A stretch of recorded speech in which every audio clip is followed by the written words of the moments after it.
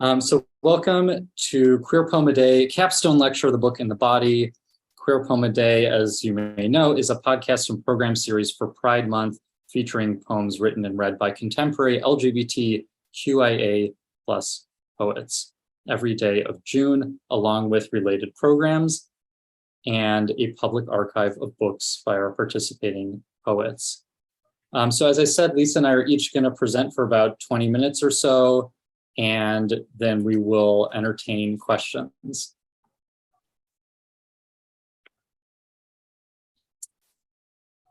We like to call this a snapshot of queer poetry today. I like to say that because it's one view. It's a little portrait, a portrait of a literary pride parade that we hope gives some sense of the diversity and vitality of what kinds of queer poetry are going on today, but it's also necessarily a limited one.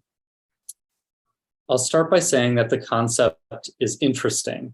A suburban Chicago library creating Queer Poem a Day that specifically celebrates and makes the snapshot of contemporary LGBTQIA plus poetry today, created by two queer kids from that town, Deerfield, Illinois, now in their 30s, who grew up going to the Deerfield Public Library at another contested time for their bodies and freedoms, and finding work on the public shelves.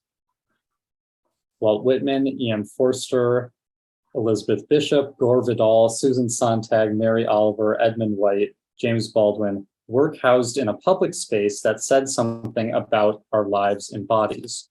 Or as James Baldwin writes, "You think your pain and your heartbreak are unprecedented in the history of the world, but then you read.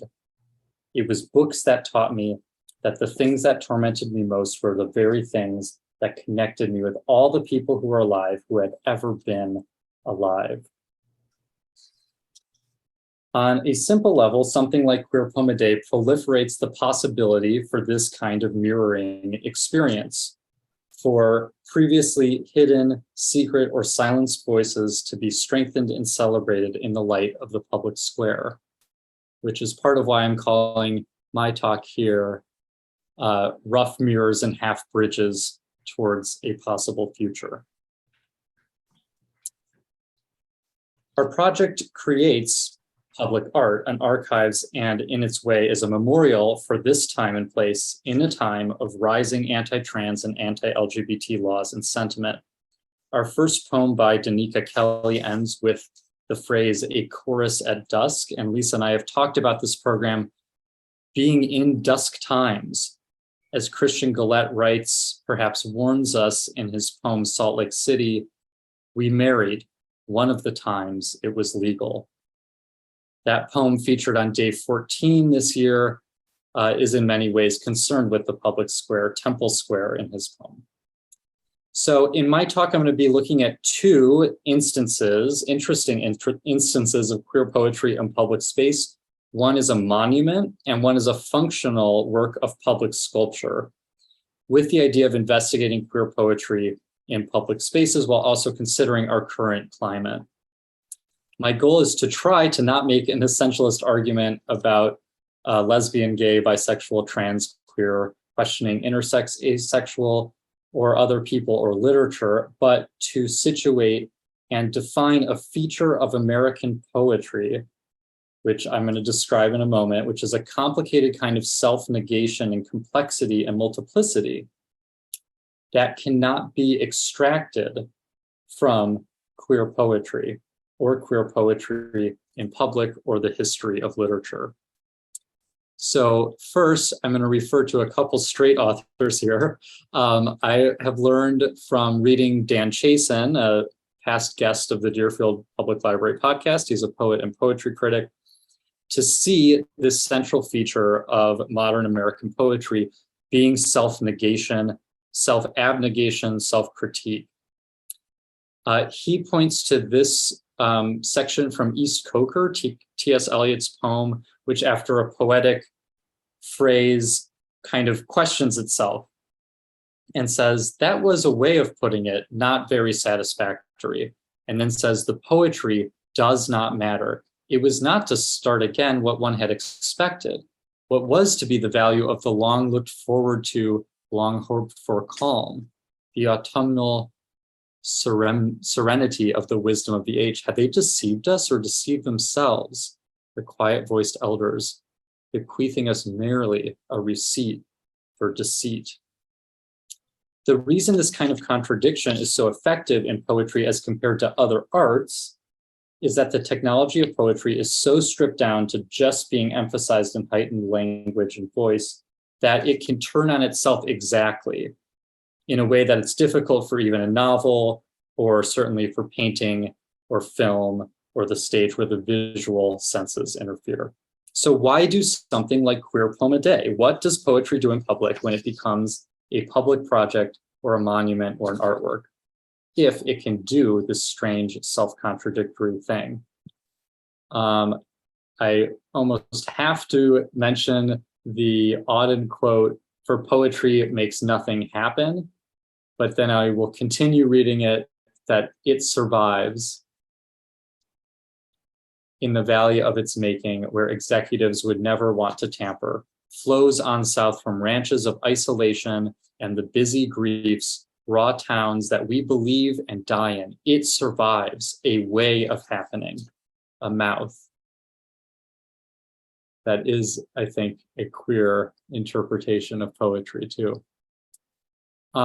Marian Moore also has her own queer definition from her poem, Poetry. I too dislike it, referring to poetry. There are things that are important beyond all this fiddle. Reading it, however, with a perfect contempt for it, one discovers that there is in it, after all, a place for the genuine. So does doing Queer Poem a Day simply create awareness that might offer empathy for LGBT people, and then that might lead to more protection for LGBT bodies?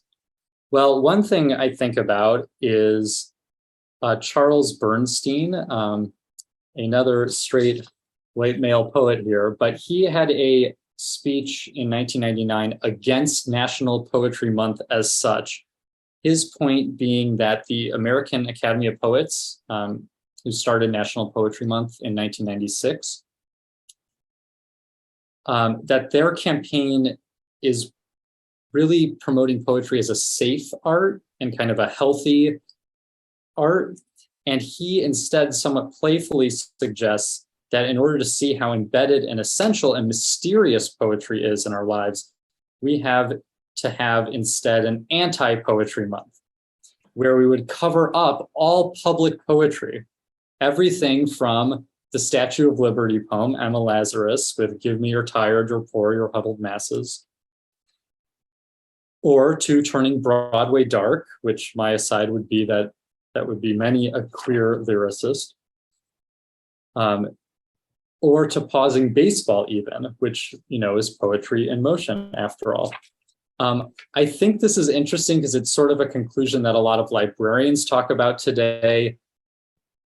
Bernstein is saying, don't just do poetry during National Poetry Month, just as many librarians strive to not just do queer programming during Pride Month or celebrate Black authors during African American History Month, but year-round. The complexities and contradictions of our voice, our voices, and our poetry are embedded and essential all the time to telling the truth about our lives and country. This is another thing I think about when doing Queer Poem a Day. So perhaps this all takes on a different valence today when we see an unprecedented rush to pass anti-trans laws and ban and challenge books with LGBTQ+ and racial justice themes. These images here on the screen are actually from last year. These were collected as 2021. So you can see some of the most challenged books of 2021. That first book, Genderqueer, somebody is actually suing the publisher now for just even publishing the book. There are many more anti-trans laws that have been passed already this year. I also wanted to mention Florida's so-called Don't Say Gay bill, which just this week, a few days ago, it was released. Some school districts had interpreted that law, to require teachers to remove any LGBT rainbow flag safe space stickers, or even to require teachers, queer teachers, to take away any pictures they had of their partners. That was not required and will not be required of straight teachers. As of this date of this program, June 30th, this will go into effect tomorrow. Librarians and teachers often use Dr. Rudine Sims Bishop's concept of windows and mirrors and sliding glass doors when talking about the value of literature. Windows to see through to a new perspective, mirrors to see yourself and your identity reflected, or even sliding glass doors that would enable you not just to see, but also walk over into a new identity. Dr. Debbie Reese, who runs the blog American Indians and Children's Literature, also a former DPL podcast guest, told me thinks that's what's behind some of these book bans and laws like the Don't Say Gay bill. That what's most scary for some parents who want these book bans is that students might actually walk through those sliding glass doors. And I might say that poetry, in the way it implicates readers by addressing both a specific and universal you. I think again about Christian Galette's poem, We Married, one of the times it was legal, that could be addressed to the reader too. Poetry is particularly wily and good at doing this deep kind of mirroring. And so deep it can become more than just a window or a mirror. So while the library, our library, is very proud of supporting free expression and standing in contrast to this transphobic and homophobic moment, I think it's also worth quoting from Kyle Lukoff's recent acceptance speech for the Stonewall Children's Book Award from the American Library Association's Rainbow Roundtable. Quote, I believe that there are those who could be swayed to the other side if they were to truly consider the arguments and allow the realities of queer and trans people's worth to crack through whatever shell had hardened around their heart. But I also believe that they will not allow that to occur. I believe that these people may not really care about books or queers, but that they are looking to the future and making their assessments of where we are going. I think that they are hardening their hearts in preparation for what they are helping to usher in. I believe they are making their choices about who to stand with and what that will look like. So in other words, you ban the book in order to ban the body. I'm going to take what seems like a left turn here and show you this very silly picture of Marcel Proust strumming a tennis racket there. But it's the silliness itself in contrast to this quote that I think highlights the distance for me between the book and the body. So this is a quote from the last volume of In Search of Lost Time. A book is a huge cemetery in which on the majority of the tombs, the names are effaced and can no longer be read. I think that's referring to, again, that blurring between the specific and universal, between the real singular body and the proliferated words of the book. Turning yourself into a cemetery is turning yourself into a kind of rough mirror. That is, in fact, the power of literature and poetry. The writer Edmund White would argue that Proust abstracting himself into a kind of straight character, Marcel, in the novel, with the Albertine strategy, which is transposing the real person's Proust's lover, Albert, into Albertine, might actually be the art of the book. That's an open question for me, but the need for artfulness, for proliferation beyond procreation, for a self that can shift and change, encompass everything, even its negations and its limits, and become a memorial, is a particular act of survival that queer people have used. If what we do is speak memorials, abstracted words from our real bodies, then this itself becomes the subject of poetry, always striving to refine its voice. And this brings me finally to our first real example of queer poetry in public space. Opening in 2016, the New York City AIDS Memorial in Manhattan is on the site of the former St. Vincent's Hospital, which held the first AIDS ward in the city.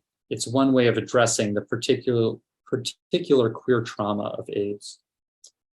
On day 6 of Queer Poem a Day, we featured this year a poem by Stefania Gomez titled At the New York City AIDS Memorial, which addresses the strange and fraught distance between book and body,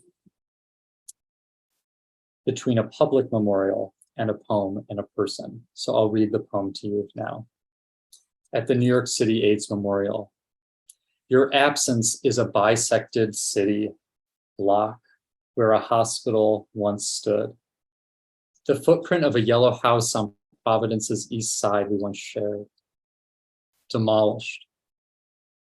A white pickup you drove decorated with black dice. The ground beneath it crumbled, poof, then paved over, engraved like verses into stone. When I was told what happened to you, I sank to the wet floor of a bar's bathroom, furious that you left us to reassemble ourselves from rubble, to build between subway stops some saccharine monument pigeons shit on, empty except for a circle of queens chattering, furnishing the air like ghosts. Your death means I'm always equidistant from you, no matter where I travel, where I linger, misguided, hopeful. Last night by candlelight, a woman unearthed me. Together, she and I grieved the impossibility of disappearing into one another. Poof. Since you died, erasure obsesses me. Among the photos at the memorial, one of a banner that reads, "Where is your rage? Act up, fight back, fight AIDS," carried by 5 young men, your face in each, your beautiful face. Day 6 of Queer Poem a Day suggests that we are all ourselves AIDS memorials. As Matilda Bernstein Sycamore writes in the introduction to her recent anthology, Between Certain Death and a Possible Future, Queer Writing on Growing Up with the AIDS Crisis, she realized the scope of contributors to the anthology had to expand to younger generations as well. Quote, "But as soon as I started reading submissions, the scope of the anthology expanded to include people who grew up well after the emergence of protease inhibitors and an AIDS medication, but still felt like they were living between certain death and a possible future. How do you love, I would ask, in the shadow of this grief, in the legacy of this rage? For Stefania Gomez's poem, death means I'm always equidistant from you." This is the inherited trauma in the queer family, and for the speaker of this poem, our physical memorials, the New York City AIDS Memorial in particular, just are not, just are not cutting it. Again, from Sycamore's intro, let's talk about everything so we can feel everything. Let's feel it all so our future remains possible. We need poems, basically. And again, I think this is what a poem can do: contradict itself, be a memorial to the impossibility of memorials. This is what makes poetry so powerful, and so powerful in this queer context where for a long time memorials to our lives were in fact impossible in public. In this poem, engraved like verses into stone actually refers here to part of the memorial. The artist Jenny Holzer uses text from Walt Whitman's Song of Myself and circles it around that central fountain. Holzer's work is known for its irony. She often lights up and projects texts that are recognizably common sense or government speak or even uncannily poetic. I'll show you some examples here. And this causes us to, they're in contexts where authoritative information is usually given, so it causes us to kind of question the meaning of public text itself. Walt Whitman's text in the memorial here seems to be used kind of unusually for Holzer without irony, which is perhaps appropriate to the memorial. Although we could complicate Whitman's democratic vision with his own statements on Native people or race, for example, the book, The Voice, does this thing that poems do. It contradicts itself. Of course, there's the famous Whitman, "Do I contradict myself? Very well, then I contradict myself. I am large, I contain multitudes."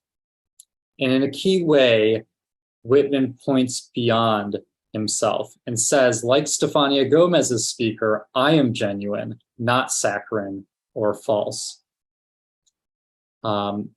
Here's just part of the quoted poem around the New York City AIDS Memorial.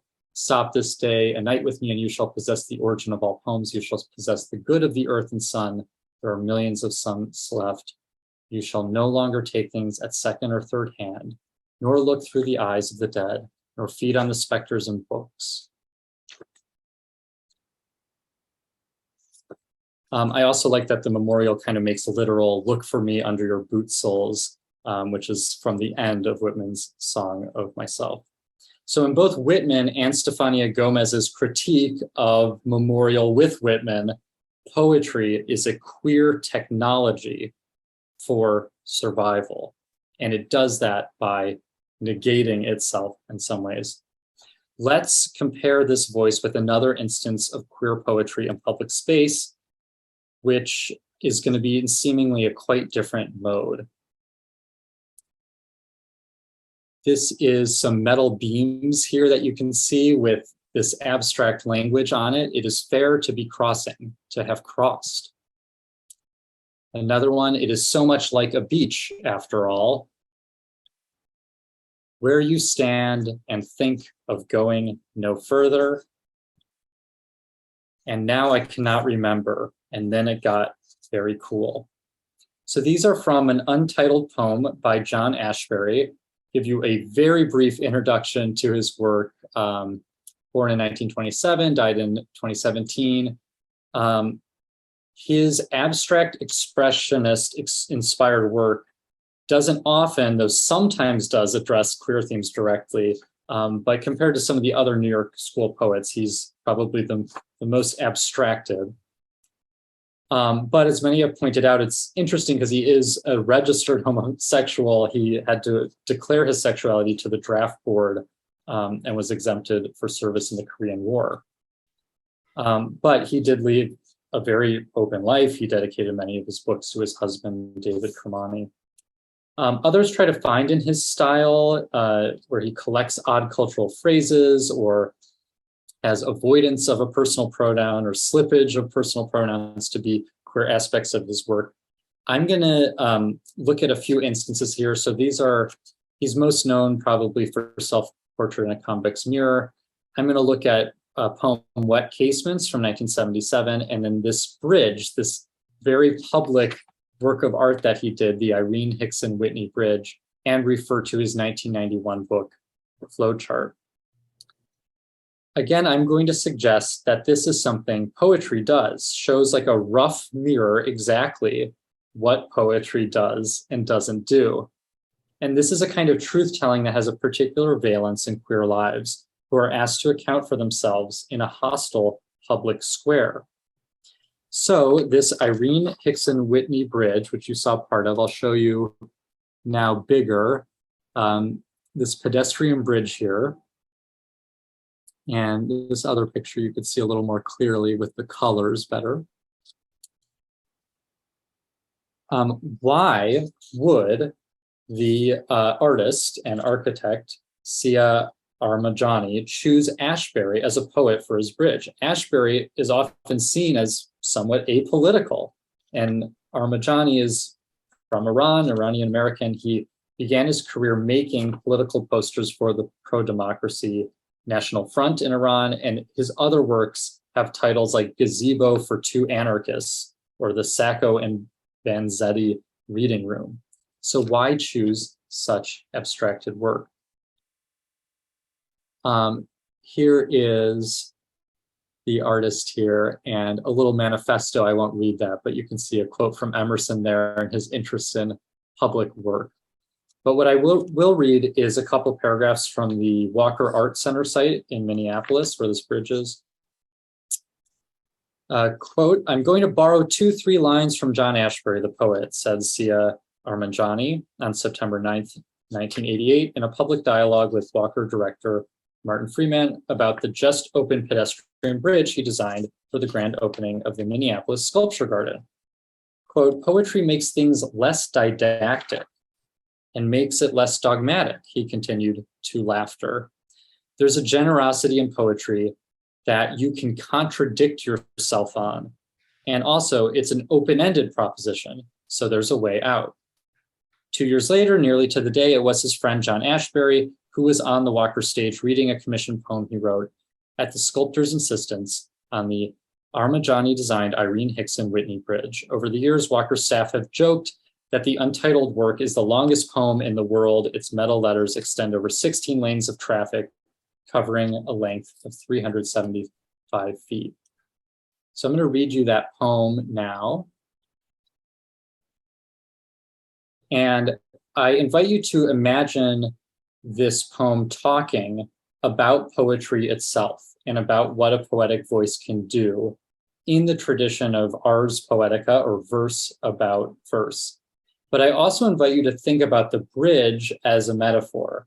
And this poem does not use the word bridge at all, but it's clearly about bridges and bridging. And now I cannot remember how I would have had it. Is it a conduit confluence? It is not a conduit confluence, but a place. The place of movement and an order. The place of old order. But the tail end of the movement is new, driving us to say what we are thinking. It is so much like a beach after all, where you stand and think of going no further. And it is good when you get to no further. It is like a reason that picks you up and places you where you always wanted to be. This far it is fair to be crossing, to have crossed. And then there is no promise in the other. Here it is, steel and air, a modeled presence, small panacea, and lucky for us. And then it got very cool. Trying to define what a bridge is and does, what a poem is and does. In the same way, Stefania's poem laments the impossibility of disappearing into one another. There are two other famous instances I want to talk about from Ashbery's work that reference bridges directly, and I think provide a useful final gesture towards a conclusion here for my talk. And then we'll go over to Lisa. First, there is the 200-page book-length poem Flowchart, which ends, it's open, the bridge that way. This was published just a year after writing that poem for that actual bridge. So you can imagine by evening, the traffic has begun in earnest, color-coded may refer to the bridge. The bridge is open, you can go that way, but you have to go past poetry, right? It's pointing beyond itself, beyond its limit, beyond the period, beyond the book. It points you back out. Finally, I want to look at the poem Wet Casements, which is a standout poem from his 1977 collection, Houseboat Days. I'll read it here in a second. It imagines you're standing looking at your own reflection through a window. So if you imagine maybe someone in a cafe and there's rain streaming down, so they're really kind of looking out. You're seeing yourself reflected on their face. And then it compares that interesting process to how your name might circulate around without your knowing. Circulate, but not necessarily keep you safe. In the final image, there is this half bridge, the Bridge of Avignon, a bridge that began in 1117, but has been uncompleted since the 17th century and becomes a kind of rough mirror. The only way we can see ourselves truly is in the rough mirror of the poem, the worn down by multiple walkers on this half bridge. Okay, I will read the poem now. The concept is interesting to see as though reflected in streaming window panes, the look of others through their own eyes, a digest of their correct impressions of their self-analytical attitudes overlaid by your ghostly transparent face. You infallibilas of some distant but not too distant era, the cosmetics, the shoes perfectly pointed, drifting, how long you have been drifting, how long I have too for that matter, like a bottle imp toward a surface which can never be approached, never pierce through into timeless energy of a present, which would have its own opinions on these matters, are an epistemological snapshot of the process that first mentioned your name at some crowded cocktail party long ago, and someone, not the person addressed, overheard it and carried that name around in his wallet for years as the wallet crumbled and bills slid in and out of it. I want that information very much today, can't have it, and this makes me angry. I shall use my anger to build a bridge like that of Avignon, on which people may dance for the feeling of dancing on a bridge. I shall at last see my complete face reflected not in the water, but in the worn stone floor of my bridge. I shall keep to myself. I shall not repeat others' comments about me. It's interesting to me that Stefania Gomez's At the New York City AIDS Memorial poem and Ashbery's Wet Casements both seek an accurate face, a honed accuracy, fully aware of what queer life is like and what poetry is like, and gives us these both open and insular conclusions. These poems that wrestle with the possibility of survival in the disembodied voice, in the book, and maybe not in the body, to be read hopefully, perhaps, by a body fully open to crossing over into a new identity. Or to quote a few lines, to make a cento, which is a poem from other poems from our Queer Poem a Day 2022 roster. So I will finish with this. I let it happen, but I did not forget what I was beneath the cover of flesh. I am a stonewall mirror ball. Carl says secret too easily, like he has a lot of them. This is my secret that stops being a secret when I write it. Ride on my back, ride on my back. A woman is anyone who has a body and can't forget it. But it isn't important.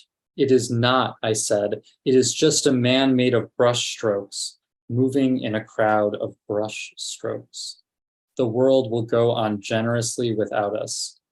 In bed, I kiss you between your shoulder blades and say, I'm glad you're here. There is worry that proliferates like operatic throats, like a freedom too queer, because my tongue is in my cheek again. Where else could it go? I'm asking for a friend. So that is my little talk there. Lisa, are you ready? Thank you. Okay.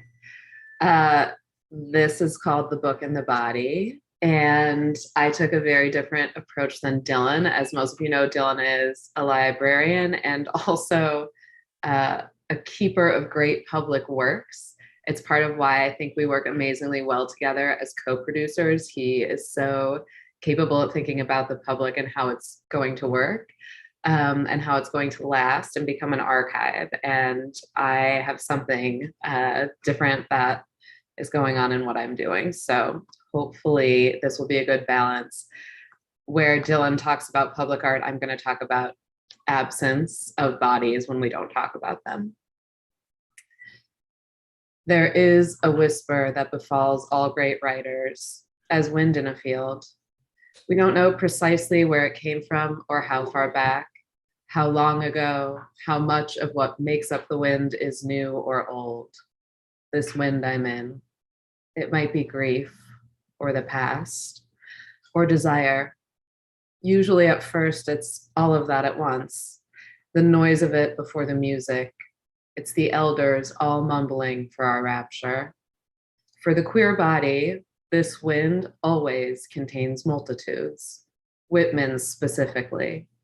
My mentor, Jory Graham, uses a phrase in workshop often, that the poem best executes its magic when it's being written from the predicament of its speaker. For a queer reader, what the wind says is usually known in the guts first and the mind second. Take these lines from August by Mary Oliver. When the blackberries hang, swollen in the woods, in the brambles nobody owns, I spend all day among the high branches, reaching my ripped arms, thinking of nothing, cramming the black honey of summer into my mouth. All day, my body accepts what it is. In the dark creeks that run by, there is this thick paw of my life, darting the black bells, the leaves. There is this happy tongue.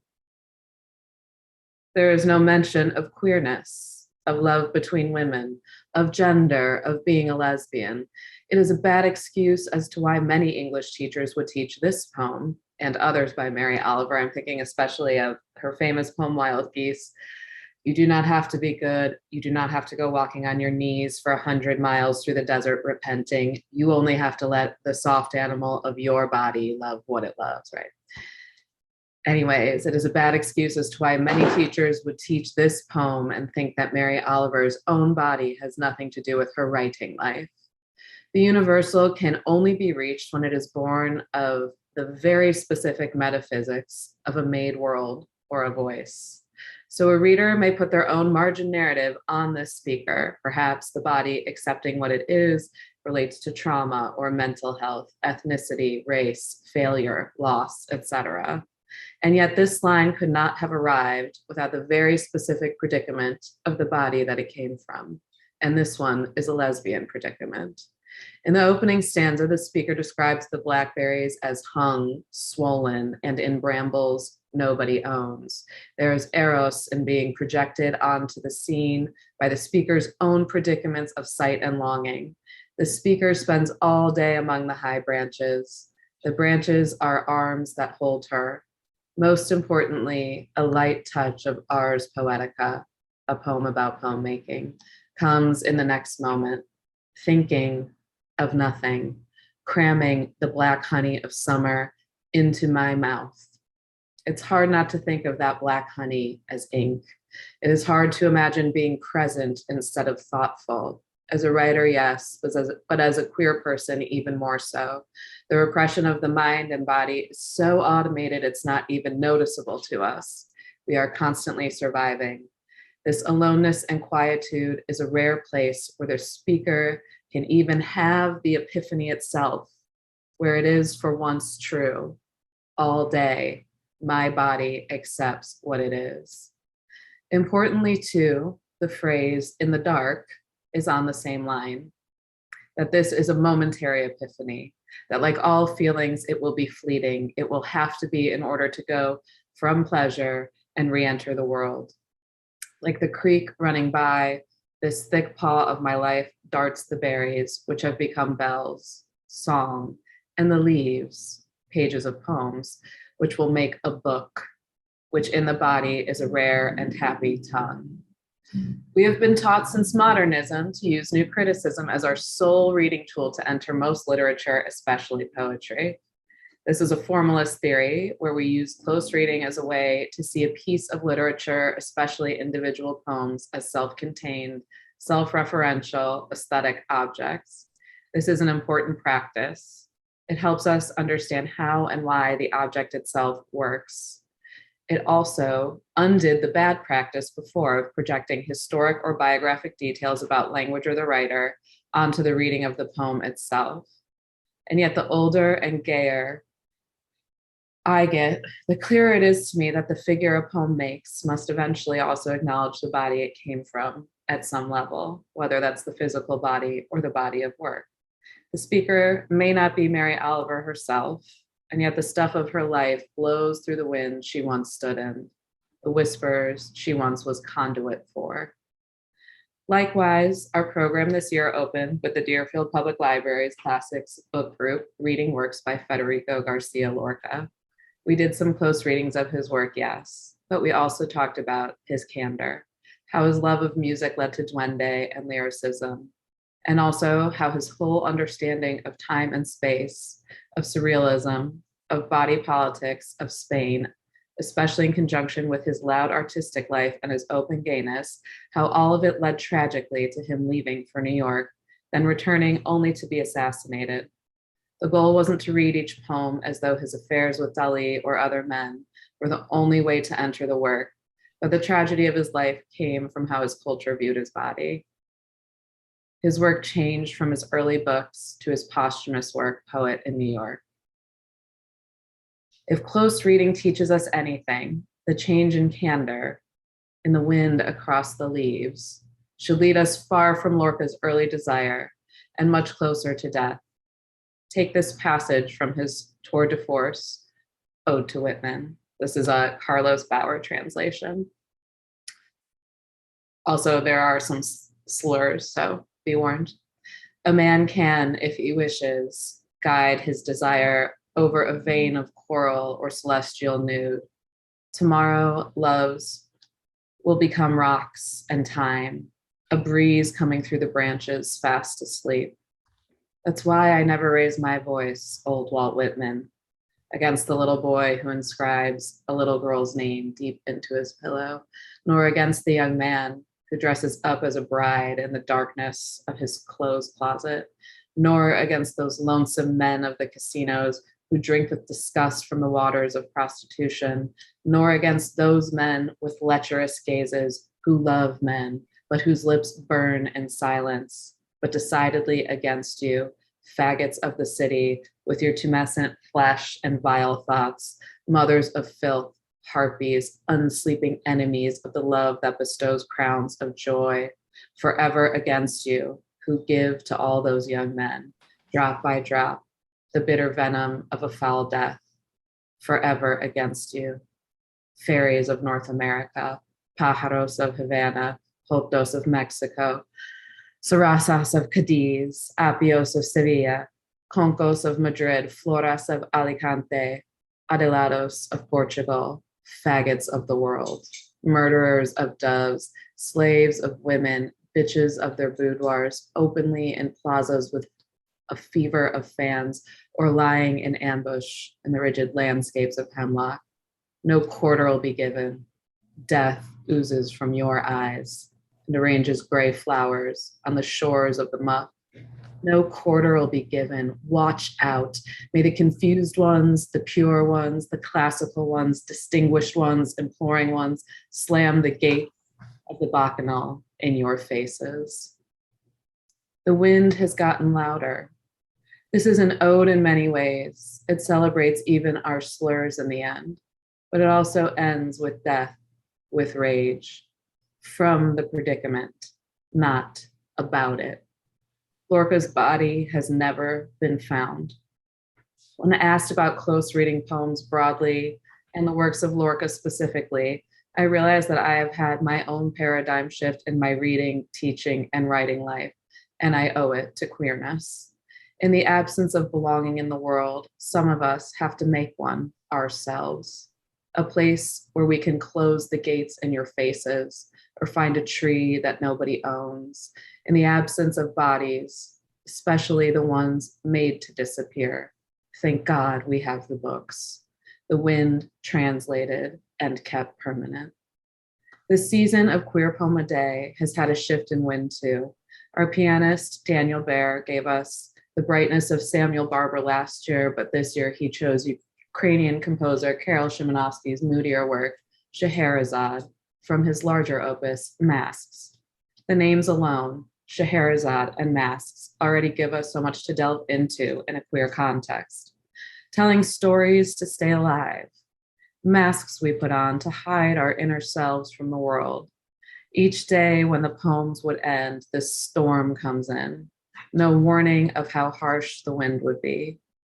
And the accompanying poems gave us their own pendulum between sentimentality and grief, between desire and rage. Poems by Nomi Stone, Christian Gillette, Alan Bass, Jacques Rancourt, Jenny George, and Ben Garcia, among others, gave us all kinds of queer marriages, crab cakes and sensuality, kissing in Temple Square, watching your wife carry a child, and love is love. But all of these poems were tinged with their own unique pangs of sadness. Here's the opening of The Baby Inside My Baby by Nomi Stone.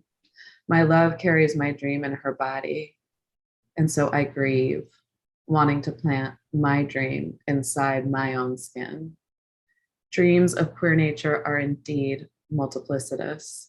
They must be adaptable to climates internal and external. And take this moment from Salt Lake City by Christian Gillette. We married one of the times it was legal. It was legal is on its own line. It's hard not to consider that it will likely be illegal again and very soon in this moment. There are 272 anti-trans and anti-LGBTQIA bills and laws on the table from local to federal levels in the United States right now. Even when we have a brief moment of loving queer sentimentality, it is riddled with those old winds. Take this moment in Love in the Time of Prep by Jacques Rancourt.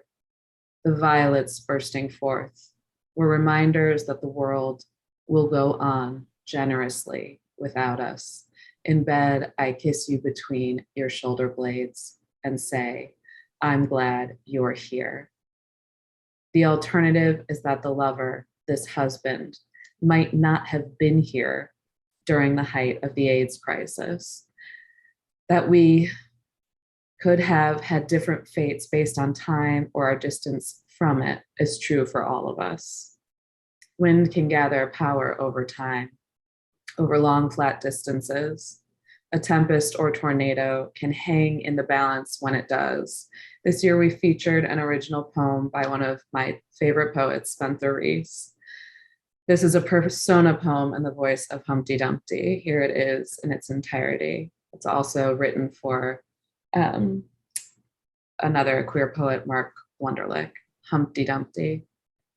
Iowa in my owl eye, I crack, delicate Acropolis, low fleeing Wisconsin Fabergé, Easter egg, off the Empire State I go. I wow my hoi polloi, my yoke, my holy water. I am the town of Santiago. I am a stonewall mirror ball, a million crushed shards of Christ. After the war, Picasso never returned to Spain. I am a stonewall mirror ball, a million crushed shards of Christ. There it is. Multitudes from Whitman to now. A persona poem is inherently queer. It is a linguistic drag that we put on, a mask to tell the story another way and another day, to go on. Spencer Reese was ordained in the Episcopal Church. It's not the only way to read every image of faith in his work. Rather, it's part of the multitudes that make him conduit to the wind only he can translate, that can only be read by his body before it has been turned into book. I hope this season and all seasons of Queer Poem a Day will make wind, storms, blow tides in and out, and wood tornadoes through every listener bold enough to hear what these brilliant poets are telling us. Our chorus at dusk. Until next year, may we read desperately and diligently as we heed the call to changing paradigms and how we see each other. Thank you.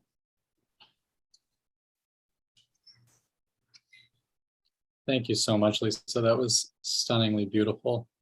I'm going to stop sharing a moment here, and we'd love to open this up to any questions that you might have. I'm going to put in the chat here just a few links. One is a link to Queer Poem a Day. We have a link to Queer Poem a Day. If you want to find out more about James Baldwin in Deerfield, you can click on that second link for our Fight to Integrate Deerfield series from a few years ago. I also linked to the podcast I did with Dan Chasen and the podcast I did just a few months back with Dr. Debbie Reese that I referred to in my talk. thank you all so much for being here and supporting us. This project is really a labor of love and really important. I also want to mention that Spencer Reese poem we published for the first time. And there's a lot of the poems that we published for Queer Poem a Day have already been published. We just ask poets to submit stuff. But it's really special when we get to highlight a new poem and be the original publishers of it. Last year we had an Eileen Miles poem, and they just blew us away with this amazing poem. And Spencer's poem and their poem kind of work well together, I think. So anyway, Paul, do you have a question? I think you're actually just a comment. I just want to thank both of you for this project.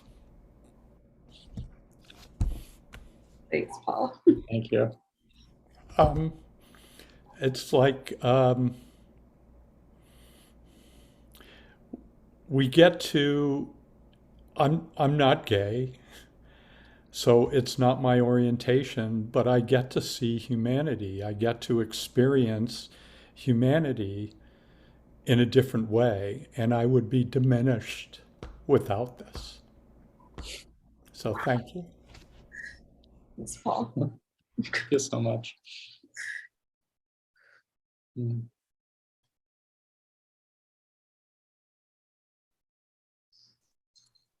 I think I want to say that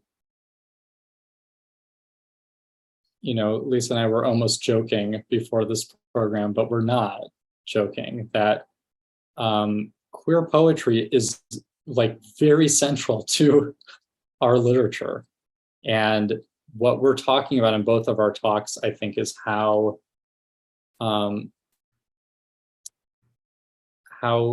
necessary, like we wouldn't have culture without queerness and without queer poetry. So I think that's part of what makes this project so powerful.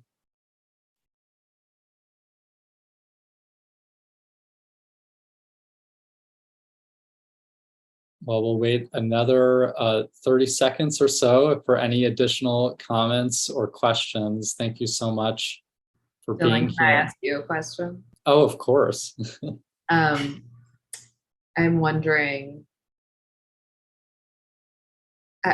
in our intro episode for this year, you spoke really eloquently about Scheherazade and its relationship to what's going on now. From when we recorded that to now, do you feel anything deeper or different about our conversations about why we tell stories, or say poems, or read poems, or write poems? Well, I almost want to invite our pianist, who's on the our music director for Queer Poem a Day, Daniel Baer, on the Zoom here.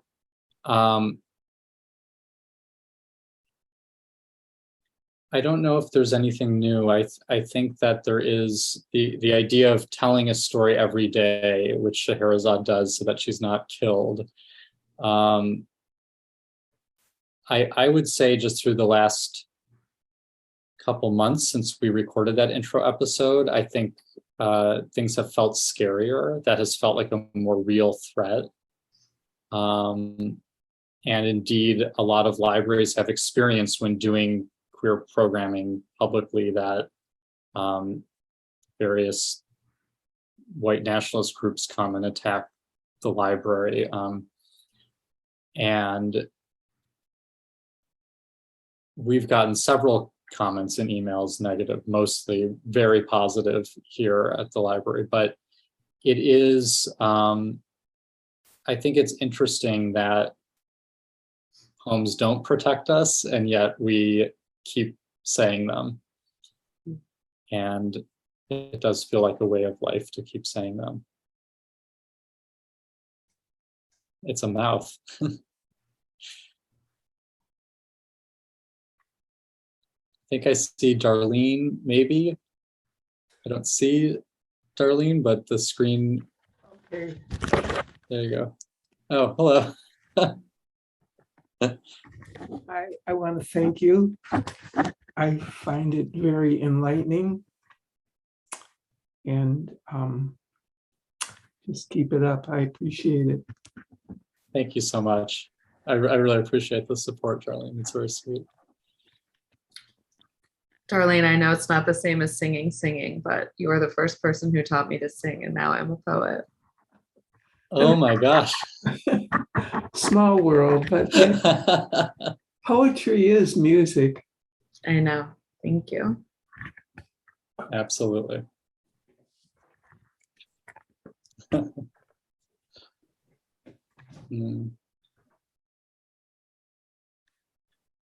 All right, well, we have 8 o'clock. So again, thank you. This is just so beautiful, and I really appreciate you all being here. And we will be back next year in some shape or form, I hope. And just thank you again, all. Thank you, Lisa. Lisa is not employed by the Deerfield Library. We do pay her, but not enough. So I appreciate all of her extreme efforts to make this a success. Thank you. Thank you both. Thanks. Thank you all. Thank you. All right. Bye-bye.